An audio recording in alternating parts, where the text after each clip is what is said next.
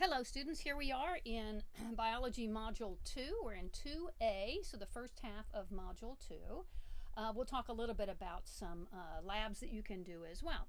Now, in the old days we talked about some living things right off the bat, but what we're doing here is we're going to look at some of the support systems for living things, okay? The underpinning, the thing that it gives the mechanism for living things, and that involves chemistry. All right, so when we're talking about chemistry in relation to living things, we call that biochemistry. It's a very interesting subject, but we do have to understand some basics of chemistry. Generally, you'll take chemistry your sophomore year or junior year in high school, so you probably haven't taken that yet. But if you have taken physical science with Apologia, we had a pretty strong chemistry lesson in that, so in fact it was quite difficult. And so we're going to see how we're going to apply chemistry then to living things. So first thing we're going to start with is a very basic question. What is matter? Almost everything we study in science is made up of some sort of matter. There's one thing that you may know of that may be in the room right now or coming through this computer screen at you that's not matter, and that one thing is light. Light is energy, but everything else, look around, you can see things you can touch, you can pick up, you can they have those properties to them, including air. Some people think air doesn't take up space or have weight, but it does. You can tell that when you blow up a balloon. So anything that has mass or weight, we use those words interchangeably somewhat since we're on the earth. Mass and weight will be the same thing. We measure them on a scale. And takes up space, or what we'd call volume. Okay, it takes up a certain amount of space. All right, we have the three main types of matter, right? The main states of matter, which would be solid, right here, very structured. Liquid, less structured, more fluid, all right? Fluid, and then gas. All right, so those would be the farthest apart. So the closest together atoms are right here.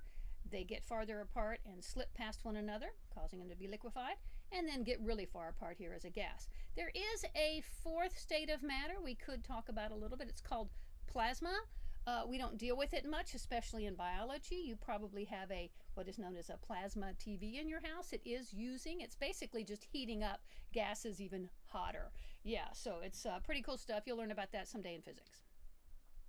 All right, so in the beginning of like the pursuit of knowledge and the pursuit of science, we have the Greeks and first the Egyptians, then came the Greeks, then came the Romans, all asking questions and being scientific in a certain sense, particularly the Greeks. All right, so we have some early theories of matter, and one of them is known as the continuous theory of matter, and that is the idea that substances consist of long, unbroken blobs. They're all I know blobs is a very scientific word, but it kind of stays the same all the way through. The discontinuous theory of matter is substances are actually made up of smaller individual particles. Okay, so the first guys, we're going to look at these two guys right here. We have Democritus and we have Aristotle. Now, Aristotle, of course, one of the most famous of all thinkers in the world. He was the teacher, I think we mentioned this last time, the teacher of Alexander the Great. Very smart. People did not like questioning him, but he came up with the idea of the continuous theory, okay, that we can cut things smaller and smaller and smaller and smaller, and they would be the same all along there. Notice his little quote right here. It says, "Of course, everyone believed me." The discontinuous theory, though, says that we can have it subdivided into smallest pieces. And the smallest indivisible piece, the Greek word for that is atom. And that was proposed by Democritus. Look at his quote, "No one ever believes me." Okay, keeping in mind that all science is up for debate, right? Not everything is 100% accurate. In science, nothing is proven with science. At this moment in time, we do believe that Democritus was right about this and that Aristotle was indeed wrong, just like with the spontaneous generation question. Okay, so this is the way that Democritus explained it. He said, okay, so you're walking to a beach. Those of you who have taken general science might remember this. You're walking to a beach and you see this lovely sand and water, right? So you look at the sand and it looks like a blanket that's laid down there, but the closer and closer and closer you get, you notice it's actually made up of little individual sand particles. So Democritus' idea was that what if all matter is made? If I could just get close enough. For instance, if I could get close enough to that water, I might see that it is made up of other little particles. All right, so let's investigate that a little further.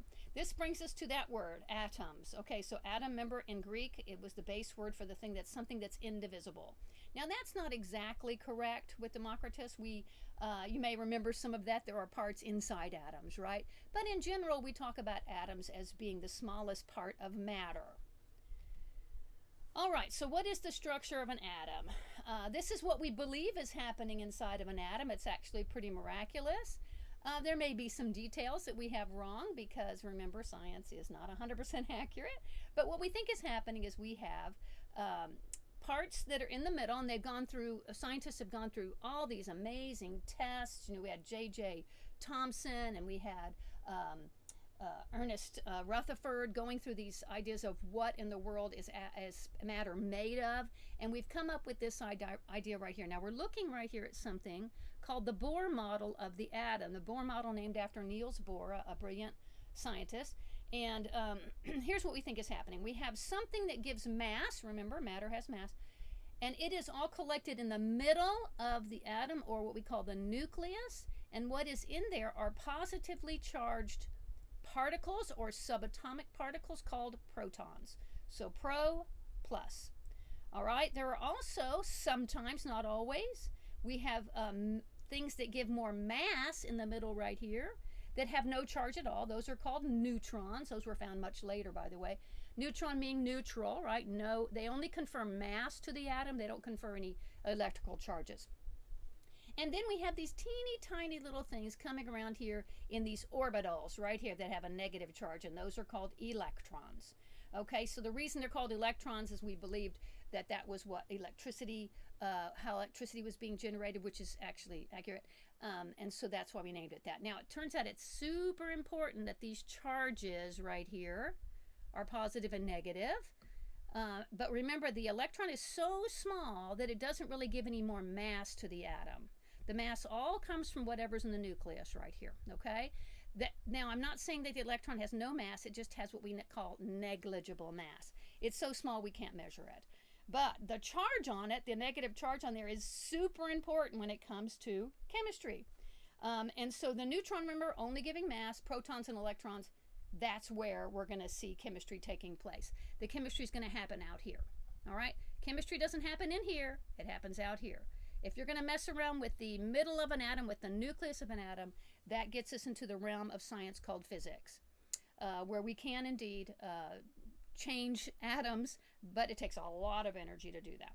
Or if they break down naturally, they're called radioactive. Okay, so we have things called elements and we have things called compounds. Elements and compounds are all made up of atoms, but how are they arranged is the question. So if there's only one thing, for instance, if we have a helium balloon, guess the only thing that's inside that balloon, guess what it is? It's just helium. All right, so helium is an element. I will show you the periodic chart of the elements here soon. I believe your book has a copy of that chart of the elements. And here we have oxygen. Now there's two of them, all right? Turns out oxygen is what we call a homonuclear diatomic. They like to travel around in a pair. They're like twins. When they're not doing chemistry, they travel around as twins. But since it's only oxygen, it's known as an element. It's elemental, okay? But compounds have more than one thing. So here we have an oxygen plus two hydrogens, making H2O. H2O, which of course we know is water. We're going to be spending quite a bit of time talking about water today in biology because it turns out it is critically important for biological processes. Water is an absolute miracle. We should thank God every day for water. And of course, you know, you're probably drinking some right now. Okay, so when we're going to look at our periodic chart of the elements, we're going to notice a few things. You should remember some of this, should be review.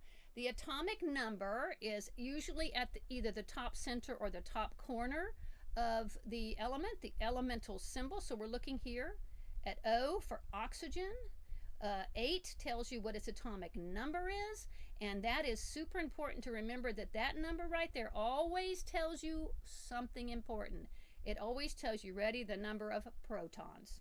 the number of protons in an atom. It's unique to oxygen. If you find an atom that has 8 protons in its nucleus, it is oxygen. It cannot be anything else. Now notice I haven't mentioned neutrons or electrons because for definition purposes, it's the proton that defines the atom, okay? And then sometimes it'll have the name, sometimes it won't, depending on where you are. College may not, usually they'll have a little bit of the name right there like that. O happens to correspond with the O in oxygen. And then down at the bottom we have a number here. It is the atomic mass. Remember, everything that's matter has mass. And so we're going to see here, I want you to notice maybe something interesting here, the relationship between 15 or 16 and 8, right? So 8 plus 8 is 16. So what that actually tells me is that I have 8 protons. I know that here. There's something else in there giving it mass. What is it? It's not electrons, it's neutrons. So that means we probably have about 8 neutrons in there. Sometimes less, that's why it's 15.9. AMU talks about atomic mass units. It's just a very, very small way of measuring something's mass. All right, we have different elements. We'll, like I said, get to that chart here in just a minute. But here are some interesting ones, right? We have vanadium, manganese, chromium, iron, cobalt. You've probably heard of some of these.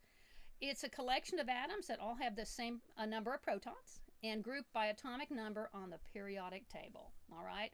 So the numbers go from 1 all the way up to wherever we are now, 116 or something like that. And there's actually no missing spots. That's kind of interesting. The order that you see in the periodic chart of the elements is really quite miraculous. All right, here is, once again, we're looking at that atomic number. We have 11 right here. So what do we know? It has 11 protons. It says Na. That's the symbol. What could that be? It stands for natrium, which is the Latin word for sodium. So Na stands for sodium.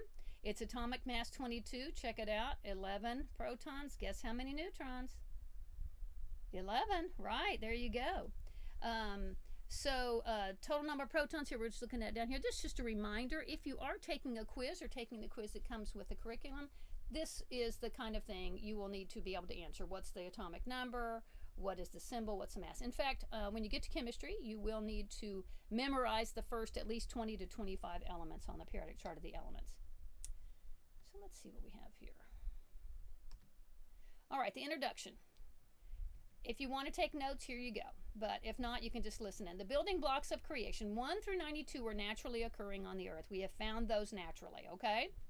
Then we have 93 through 118 are made in a laboratory. Now this number 118 may have gone up since this book was written.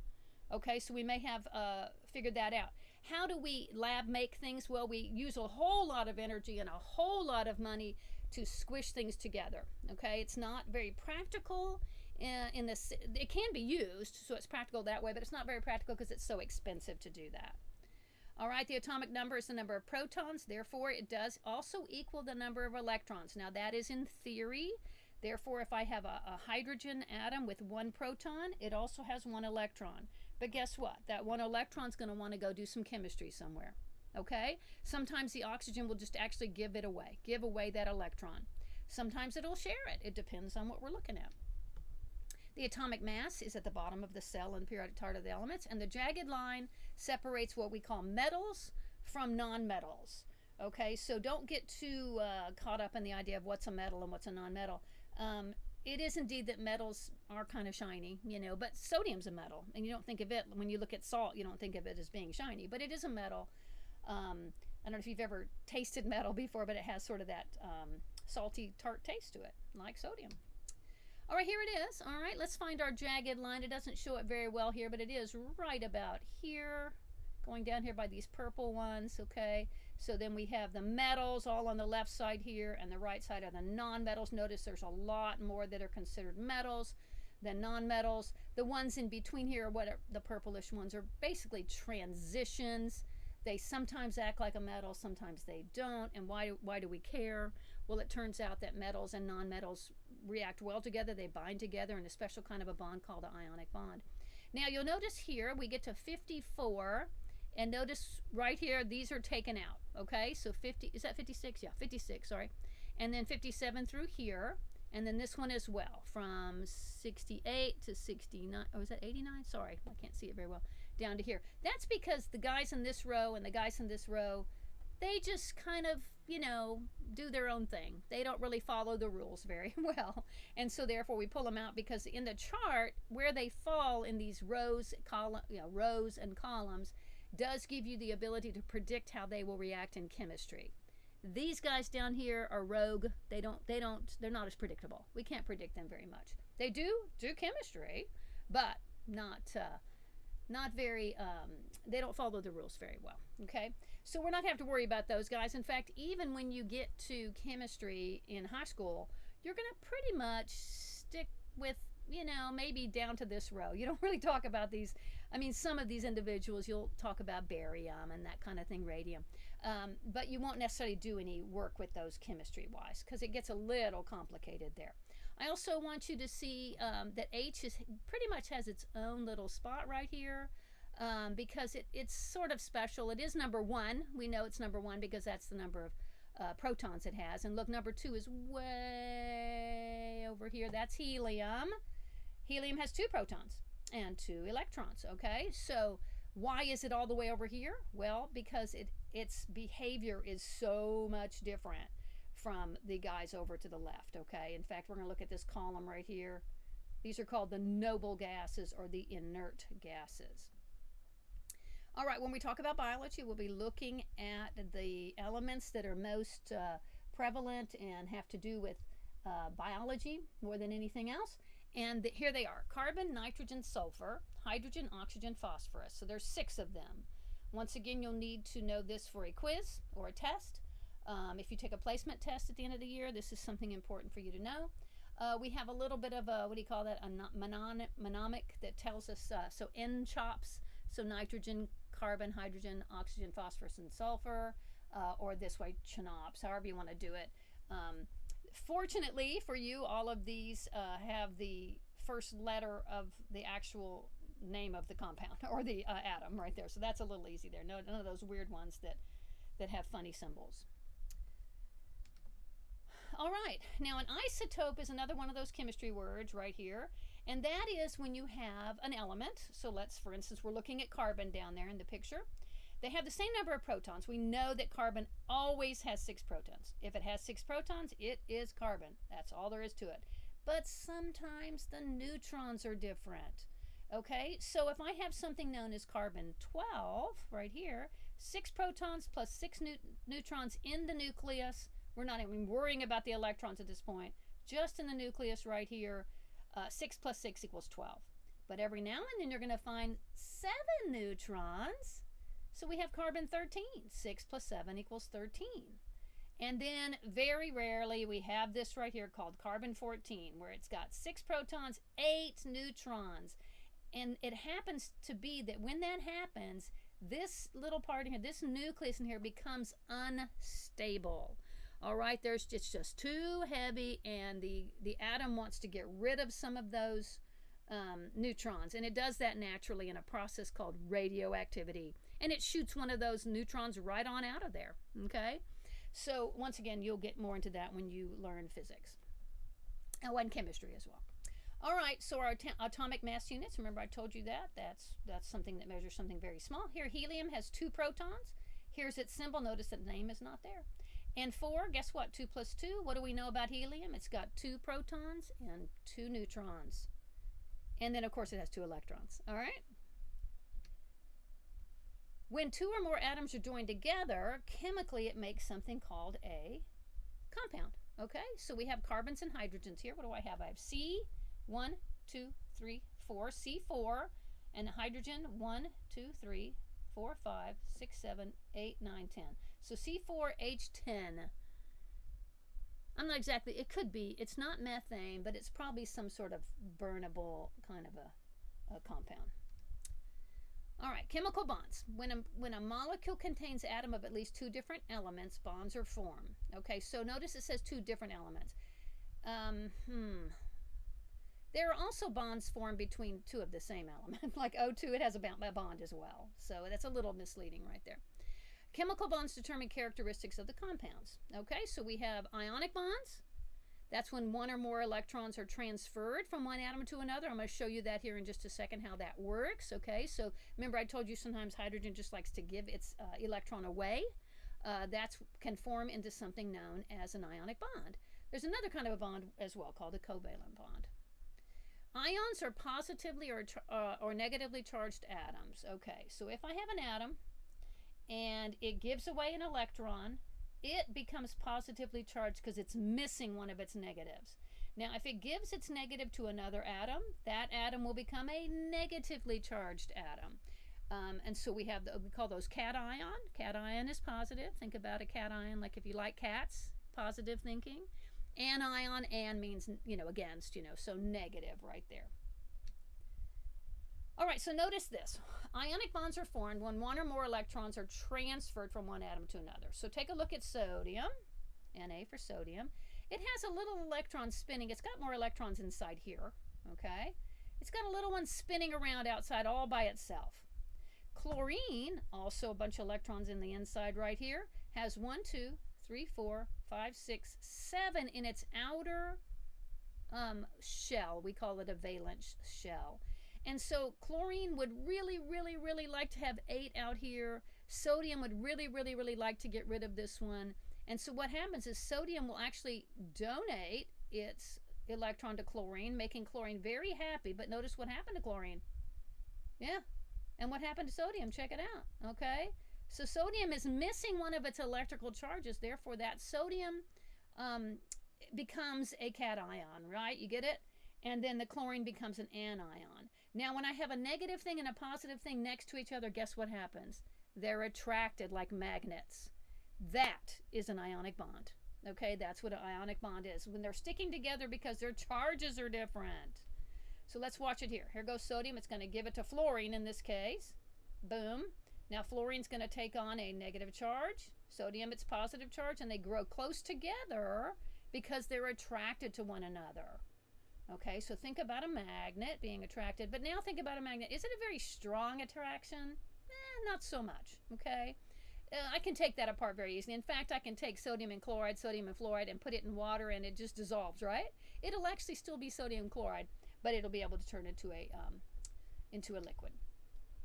Now, the other type of bond are bonds that are formed when the electrons are shared, okay? So ionic bonding is when electrons are given or received.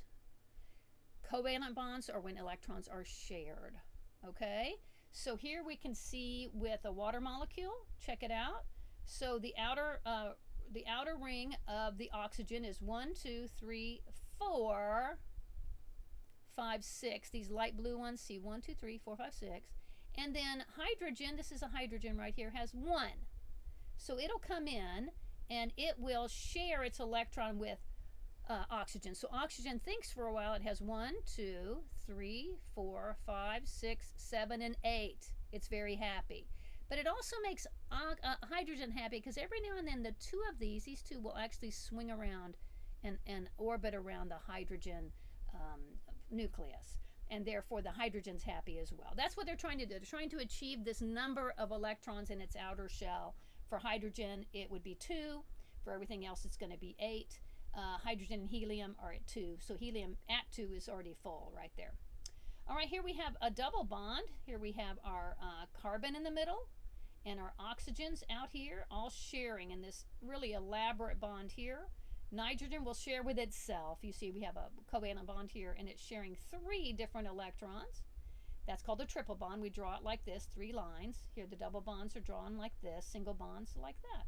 Okay, just a little line. Keep in mind those lines, that line right there represents 2 electrons, 2 electrons. Here, these lines, 2, 4, 2, 4, and then 2, 4, 6.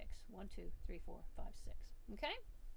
So remember, what you need to remember here is ionic is giving or taking, covalent is sharing. Voila.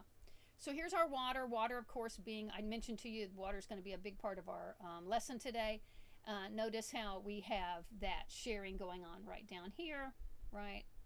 So we say that plus right here because the hydrogen becomes plus mostly because most of the time those electrons are spinning around there. I thought that moved. It does not. Here's the one that moves. Okay, here we go. So they're kind of mostly spinning around the red one, which is oxygen. But look how every now and then that little white one will get two around it. Yay! It's happy right then. That's its goal. And it actually makes water into a molecule that is absolutely a miracle. We call that the property of water that makes it a miracle. Well, there's several properties, but the one we're talking about here is that it's polar. Water is a polar molecule. A polar compound has bonds that are shared unequally. In other words, the oxygen gets it more time than the hydrogens get it. It causes a partial positive on one end and a partial negative on the other end. And I'll show you how we usually draw it. So we draw it kind of like that. So we call it the Mickey Mouse molecule, right? It's got the ears up there. And what happens is, since the electrons are more often going around the oxygen, it has a little bit of a partial negative charge, and both of the ears right here have a little bit of a partial positive charge. Okay, so the wonder of water. In your book, there is an experiment called Investigating the Properties of Water. It might be page 48 and 50. That might have changed if something in the book has changed a little bit. But up here, you're going to see this is a fun lab you can do right at home. Take a penny and use an eyedropper and then count and see how many water drops you can put on top of there. It will make a dome like this. You probably remember this from physical science. And then we'll talk about this experiment down here at the end right there. But there are several experiments you can do at home working with the wonders of water. Okay, so we're going to look at a little video here about the properties of water. And I think there are several that if you're taking notes, go ahead and write down each time she comes up with a heading. Write down what that property is. Here we go.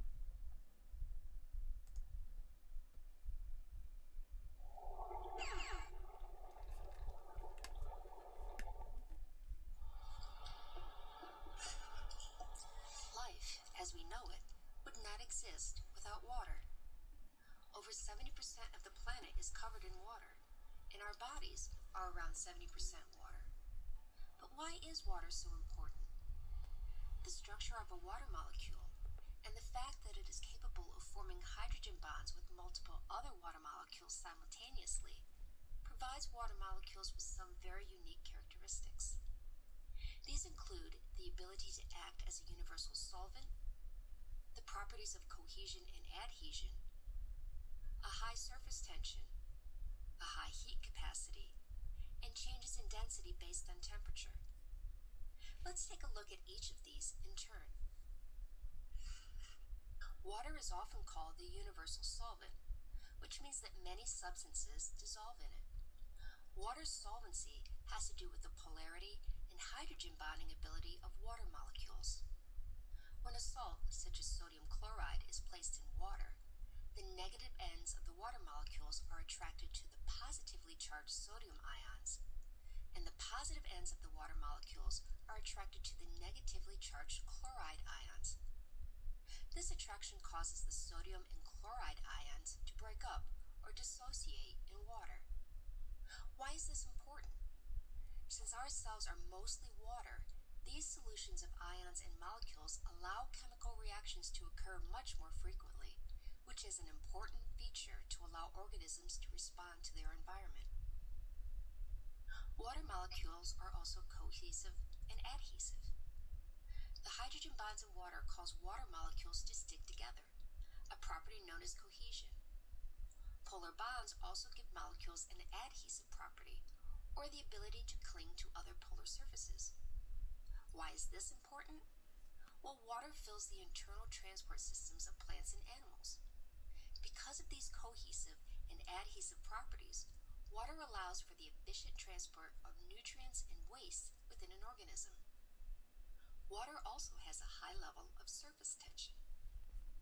Because water molecules at the surface are more strongly attracted to each other than to the air above, water molecules cling tightly to each other.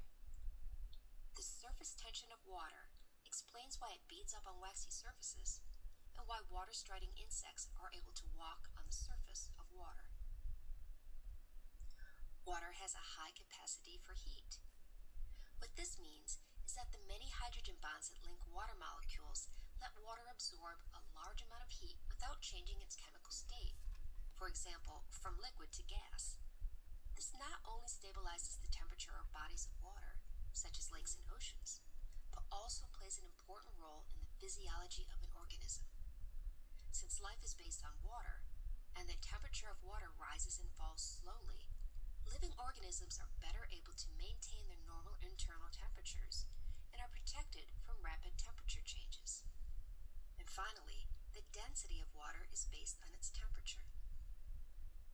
Unlike many other compounds which contract when they freeze, the configuration of the hydrogen bonds in water causes it to expand when it freezes.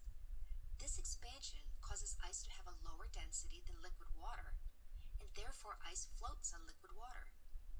If ice were more dense than water, it would sink, and ponds and lakes would freeze solid, making life there impossible. Instead, bodies of water always freeze from the top down. The ice on the surface acts as an insulator to protect the water below from freezing. This protects organisms so they can survive the winter.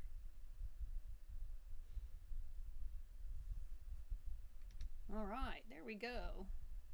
So the properties of water. Now they didn't mention polarity, but I had started with that, so that's actually one of the other properties right there. Is the polar attraction.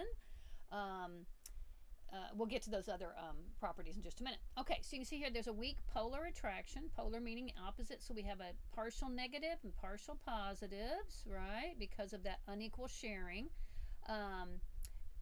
Usually, let's see what it says here, between partially positive hydrogen atom and partially negative atom of another molecule, usually oxygen or sometimes nitrogen, okay. Other things too. In other words, water's not the only thing that's polar, has polarity. Lots of other molecules do as well. In fact, when you get to chemistry, one of your big deals is trying to figure out if something has polarity or not. You got to figure that out by looking at where the electrons end up. Okay, so but polarity is important to remember. Okay, you may have also caught in that video, they mentioned another bond, and that bond was the hydrogen bond. Okay, so what happens here? Notice we have our oxygen, it's partially negative. Remember, let's go back. Partially negative, partially positive. So therefore, if this is partially positive and this is partially negative, they'll be partially attracted, just like ionics are, right? So they're partially attracted. So that's what is one of the beauties of water, is the hydrogen bond that keeps it kind of connected. This is the reason why if you jump off of a high board at a pool, or jump off of a bridge into the lake, you know, if you do a belly flop, it hurts really hard. That's because the water at the top is holding on to itself. Okay, we say that it's sticky. That's kind of weird. It's sticking to itself. It's not sticky in the way that sugary stuff is sticky, but it forms that little kind of a surface to the top of it there. So if you hit it the wrong way, it's going to give you, you know, it's going to hurt, right? And so but that's one of the beauties of water. It holds on to itself. It's called the universal solvent. That's because most things will dissolve in it. We're showing here that sodium chloride, they're going to pull apart and be surrounded by that, but they'll still be sodium chloride. They'll still taste salty. It has the property of surface tension. That's what I was mentioning. So you can see this little bug right here. Sometimes people call that a Jesus bug because it walks on the water. Water strider, you've probably seen them in ponds before, stuff like that. How are they able to do that? Well, like I said, that top of the water forms like a little bit of a skin, right? A tension, because they're adhesion, they're attracting one another. And therefore, it has this really great surface tension. You probably remember in previous labs in previous years floating a paper clip on a cup of water, right? You can do that as well if you want to in this lab. And sometimes it takes a little bit of steady hand to do that, but you can get that to float on there, and you'll see that little dent, just like that, little indentation right there into the water. It's pretty cool stuff. We have something called cohesion. So cohesion is that holding on to each other, right? The attractive force between a molecule of the same substance. Cohesion, together, versus adhesion, it's going to stick to something else. Do I have that coming up? Okay, here it is. When cohesion, that's why they make droplets like this. Did you know that in space, if you have no gravity at all and you let a drop of water out of a straw or something, it'll form a complete sphere? That's pretty cool. And that's because it has this cohesion all the way around. And so you can see they're making, this one's almost a complete sphere right here. You can notice that sometimes on a car that has wax on it, the wax acts like a repellent to the water, so it'll make that little sphere shape. Let me go back real quick to this adhesion right here, that water does stick to other things. I'm not sure if I'm fixing to cover that or what, but it sticks to other things. This is why when you hold a straw in your cup of tea and you lean it to the side, it'll crawl up the straw, right? That's because the water's kind of grabbing hold of that edge right there. It really likes to grab a hold of things that are made of glass. That's how trees get water from the bottom all the way up to the top through a process called transpiration, and the water kind of pulls up the top through what we call capillary action, and that has to do with the adhesive property of water. And adhesive, remember, sticky, like sticking like a tape. The heat capacity. Water has a high heat capacity. It's super strong when it comes to heat. A small amount of water can hold a lot of heat without its temperature rising. If the heat was measured in pounds, water would be the Olympic weightlifter of liquids. It's pretty amazing stuff. And what this boils down to is it takes a lot of energy to boil water. You may have noticed that. You're going to make some tea in the morning or coffee or something. You got to get that water boiling. Oh boy, howdy, it takes a while, right? And that's a good thing. We don't want the water just, boiling off by itself. We want water to stay liquid so we can drink it. All right, density. Amazingly, water is less dense as a solid than a liquid. That is unusual. It sort of, it defies logic. And the reason it does it is because of those miraculous hydrogen bonds. Okay, those hydrogen bonds between the hydrogen and the oxygen have a different water molecule. They kind of make this little lattice work that causes it to sort of stretch out.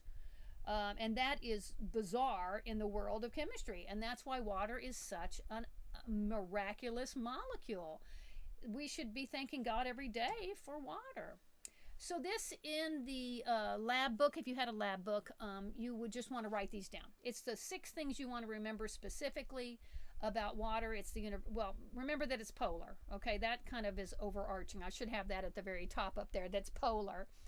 It's a universal solvent. Oh, there it is, polar. Yay. Okay, so universal solvent, it's polar. It has cohesion, it has adhesion, it has a high heat capacity, and its density is changes between solid and liquid. So it's less dense as a solid. That means that ice floats. Ice floats. Water is an essential substance. You probably know that already. The chemistry of water makes this essential. I think we have another video here.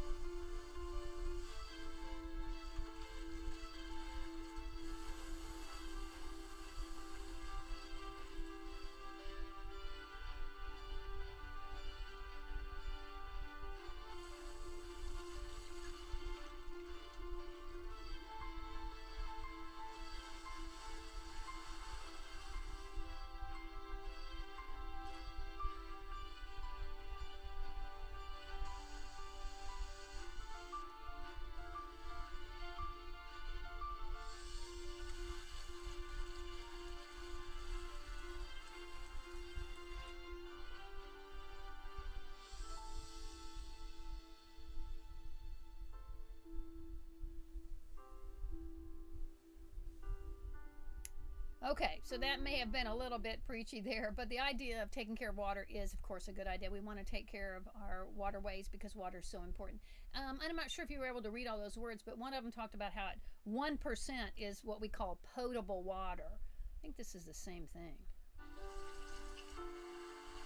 Yeah, okay. All right, so potable water means drinkable water. And so the vast majority of water on the earth is indeed salt water. Look how cool that is, that little water drop. As it drops, it really doesn't have much gravity. Now, if it could drop farther, it would look like a raindrop, kind of with a tip at the top right there.